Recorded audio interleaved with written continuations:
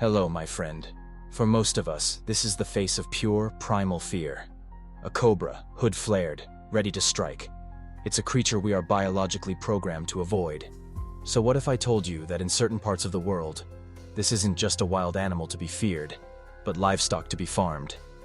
Today, we're journeying into one of the most intense and unsettling agricultural industries on the planet, the industrial-scale snake farms of China.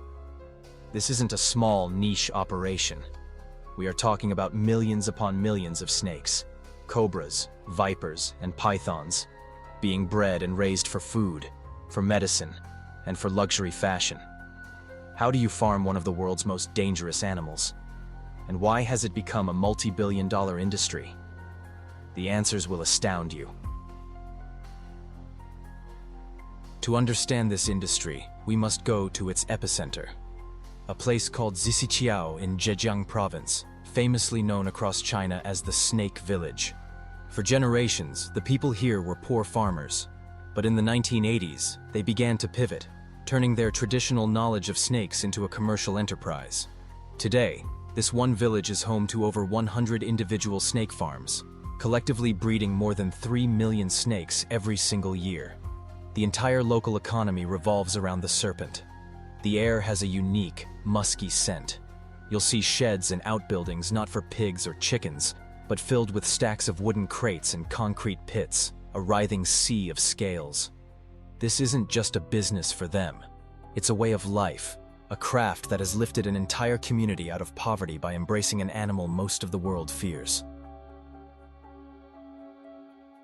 The life of a farm snake begins not in a nest of leaves, but in a climate-controlled incubator. Farmers collect thousands of leathery snake eggs and place them in trays of sand or vermiculite. They maintain a precise temperature and humidity to ensure the highest possible hatch rate. After an incubation period of 1 to 2 months, depending on the species, the tiny snakes emerge. A newly hatched cobra, no thicker than a pencil, already possesses its full, potent, neurotoxic venom.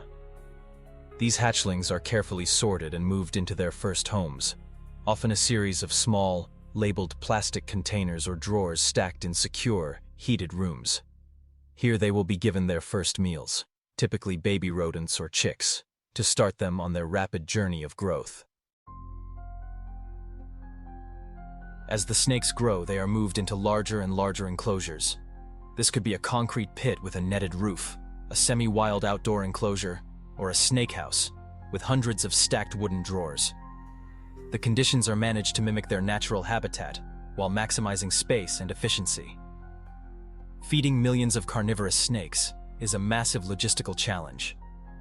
The diet is specific to the species, from rodents and frogs to other reptiles. This requires a farm within a farm, as many snake breeders also have to farm the prey animals needed to feed their primary stock. The farmers develop an incredible hands-on knowledge of their animals, understanding their health and behavior. But the risk is ever present.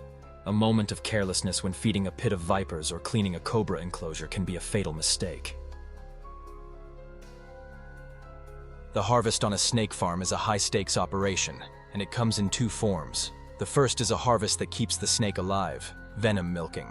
For high-end farms, venom is a primary product, worth more than gold by weight. It is sold to pharmaceutical companies and research labs to create anti-venom and other medicines. An experienced farmer will expertly pin the snake's head with a hook and present it with a vial covered by a thin membrane. The snake bites, injecting its precious venom into the vial. This can be done repeatedly throughout the snake's life.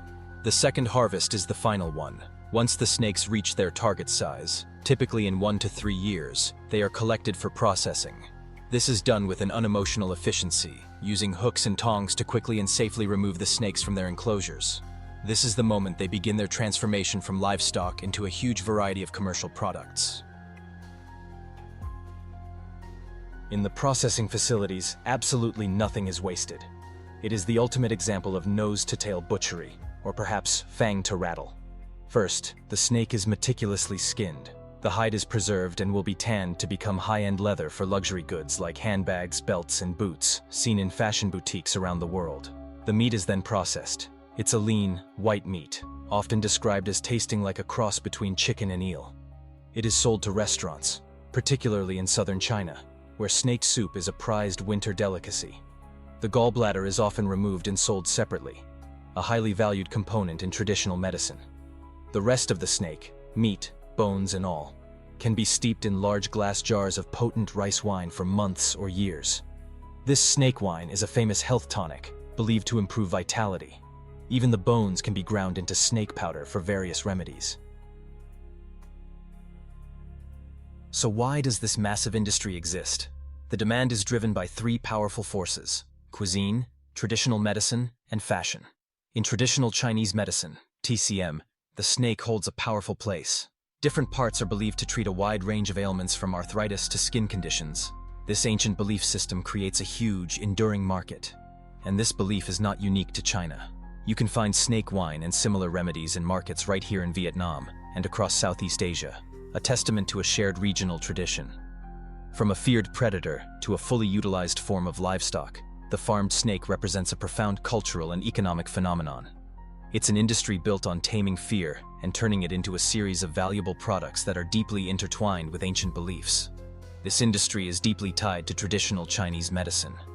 How does a product's connection to an ancient or cultural belief system affect your perception of its value? The idea of farming a feared, venomous animal is extreme. Does this challenge your definition of what an animal should or should not be farmed? Where do you draw the line? This farm uses every part of the animal. Do you find this zero-waste approach more respectable, even if the animal itself is one you fear? If this journey into the world's most dangerous farms left you speechless, hit that subscribe button and share this video with a friend.